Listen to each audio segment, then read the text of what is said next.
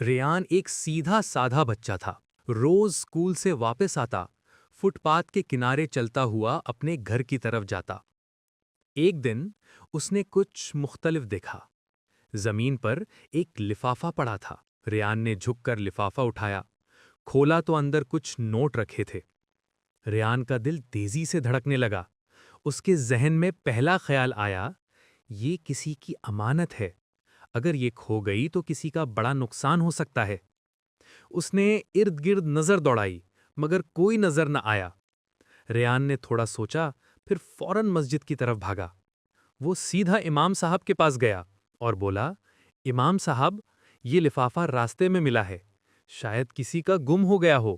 امام صاحب نے لفافہ دیکھا اور پیار سے ریان کو کہا، بیٹا، اللہ نے تمہیں ایک آزمائش دی تھی اور تم نے ایمانداری کا راستہ چنا، یہ بہت بڑی بات ہے۔ پھر امام صاحب نے لاؤڈ سپیکر پر اعلان کیا کہ جس کا لفافہ گم ہوا ہے وہ آ کر مسجد سے لے جائے۔ کچھ دیر بعد ایک دکاندار بھاگتا ہوا آیا۔ اس کے چہرے پر فکر اور پریشانی تھی۔ جب اس نے لفافہ دیکھا، اس کی آنکھوں میں آنسو آ گئے۔ وہ بولا، بیٹا، اللہ تمہیں خوش رکھے، یہ امانت میرے لیے بہت قیمتی تھی۔